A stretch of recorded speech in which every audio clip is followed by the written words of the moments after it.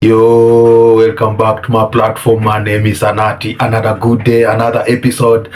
Ah, a lot has happened again. As we were trying to digest other things that happen in the weekend, we kick off the week with a lot of football because the FA Cup was being played within the weekend, and other games were being played for to Monday and Tuesday today, because Liverpool has just concluded its game and they've won 4-1, which is convincingly good enough for the time being. Then yesterday we had a clash of titans that was happening in Riyadh, Saudi Arabia. Yeah, the El Clasico. Man, what a showdown. What a game, man. I was so impressed on how Barcelona capitalized on taking their chances when need be, when they were supposed to do that. Yeah, Real Madrid didn't bow down easily. They fought and they show a relentless spirit of fighting, and it was a good game. In overall, it was a good game. But all in all, the better team won. Barcelona stood out from the first minute of the game. They stood up. They stood out. They pressed well. They won the second balls. They went for. They did recover the ball well. The way they articulate passes was excellent. How they pass between their players, short passes here and there. Pedri was controlling everything. De Jong was A plus. Unfortunately, he went on to be sent off in the dying minutes of the game. But it is what it is. Yeah. Vinicius tried to step up. He got one for them, and then they tried again in the dying minutes of first half. They equalized. Game went 2-2, and overall they did what they had to do. Yeah, they lag a little bit in their midfield. They don't have a player who breaks down those. Let's say, you see, there's a pass Pedri penetrated through, and it found Lewandowski, and then Lewandowski slotted that in very beautifully into the goal, and it was 2-1. So they lack a player who could be like a barrier to them. All their midfielders, I think Tchouaméni is playing in a centre back position. Then Fede is playing on the fullback 2 side, which is not his favorite side. But I think they need Carvajal needs to come back, or they need to, this January, they need, before the window ends, they need to buy someone who can literally help them in that position, so that they can cover their midfield. Their midfield is too exposed, because the people who are playing the midfield, there's no one who can play like a role to help the team break those attacks. They only have players who can attack, good players who can help carry the ball to the opponent box. Because you see someone like Kamavinga is not a good stopper, but he's a good person who is a good player who can carry the ball to the opponent box. Yeah, Jude Bellingham, the same thing. Then who was in the other player? I've forgotten. So they don't have a player in the caliber of, let me say, Madrid doesn't operate like Barcelona. Their tactics and how their players are grooved is way different. Madrid operates like Atletico Madrid.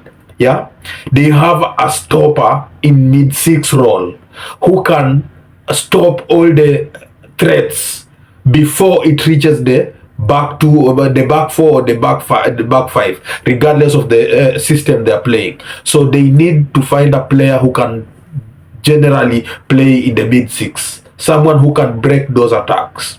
That's where they're suffering from. And then they should bring Fede back to, or they bring Fede back to mid-6, then they find an alternative in the that fullback position that he's playing in. So that happened, and Barcelona were champions. They were crowned.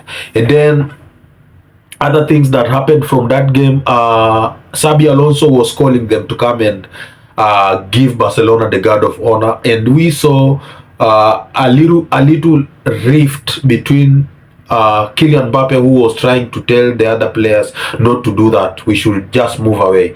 So after that, we just found breaking news that Xabi Alonso has left his managerial position at Real Madrid.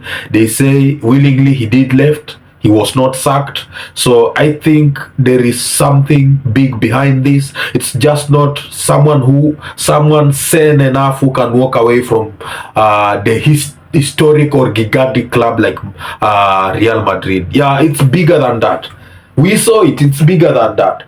But regardless of all the things that have happened, it was bound to happen, because he has not gotten it right at Real Madrid since he joined them. Yeah, they've had their ups and downs. Things are not going his way, so it was bound to happen. Whether he left or not, Xabi Alonso was bound to be sacked by Real Madrid. So they didn't waste time. They have picked the predecessor of Xabi Alonso, who's Alvaro Arbeloa, former player. He played in Madrid. People who know his way back, he played there, and he was, I will not say he was a good player or a bad player. He was an average player. And I've come to realize these average players makes good coaches more than these high-profile players. These players who are big at their time in the clubs, they make mediocre coaches. They fail. Most of them fail.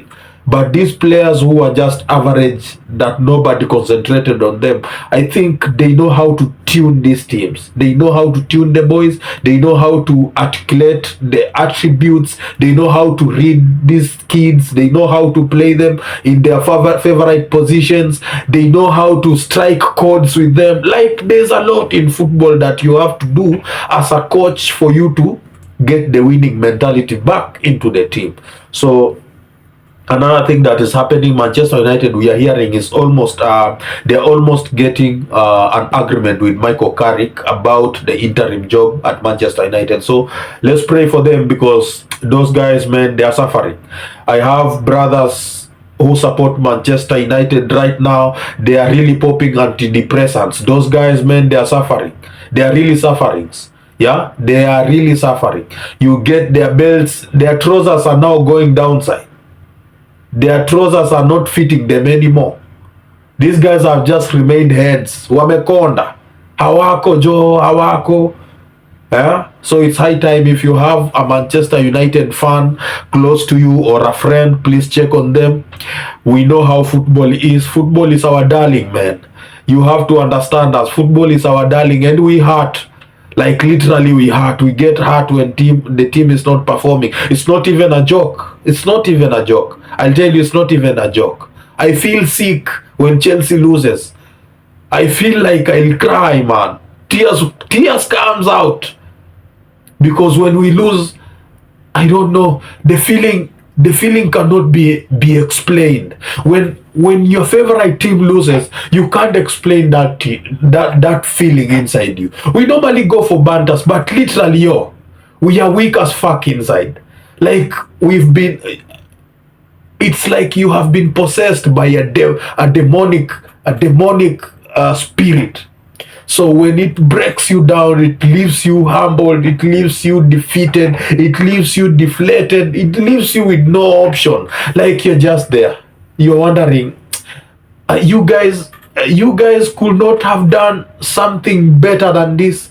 You couldn't just have defended that goal. You could have just not concentrated on how you could have struck that ball to end it in the back of the net. You ask yourself so many questions, right?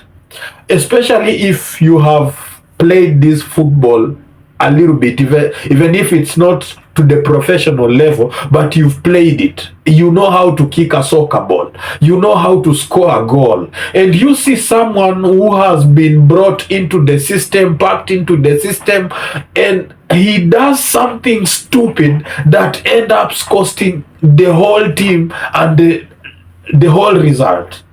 It's so sickening. It's so sad. I'll tell you for a fact, when this team loses, guys, when this team loses, we break inside. We are broken. Literally, we are really broken. We don't know how to bounce back. Like inside us, we are broken. The heart pumps so fast. You like anything triggers you. This something you guys should understand. Something small like this triggers you because you are not in the right mind state. You are not even mentally stable at that time. That's why I tell ladies who doesn't understand these things, don't go to joke with a man who his team is losing, because already he has lost his head. He's not even there. He's just there physically. Like there is a lot of things running in his head. A lot. He's even arguing with his friends in the absentia of the friends. He's practicing on how he will banter them or how he will make a comeback, not to feel defeated in real life. You've been defeated inside, so you have to find a way to defeat them outside. It's serious. It's taking a toll on men, I'll tell you. So these football clubs, Manchester United, Chelsea, Barcelona, Arsenal, Man City, Tottenham Hotspur, like every club that has a fan base, FC Leopards, Gor Mahia, Badari, these are clubs that people invest love, emotions, time. And you go there and you do your fucking bullshit, and you think we will sit down and banter other people on your behalf. Bwana tunawateteaga sana. Players need to understand, we go through a lot, leave alone yours now. You will know you'll go through a lot. Like they will send you threat messages, they will tell you other bad stuffs, which is not good. Yeah? But is it good for us now to be bantered, to be slowed down, to be abused? Like someone tells you are supporting a failed club, totally failed club. It's not right. You have to find a way to for a comeback. Either if your team defeated his team, or if your team has a cup or a championship that they don't have, you will now have to create something for you to win that argument. So you see in the spaces players and the coaches of these big teams, they put us in. It's a tricky one. So you guys, we wish you guys should learn how the football fanatic or fanatism operates. It's cruel. People don't like us, and we don't like them, and they don't like us. So we have to find a way to defeat them, and they have to find a way to defeat us. So it's war. So you better win. Yeah? Thank you so much. Blessings. See you on to the next. Keep on subscribing, keep on liking, keep on sharing. We're gonna do this for a long time. Thank you.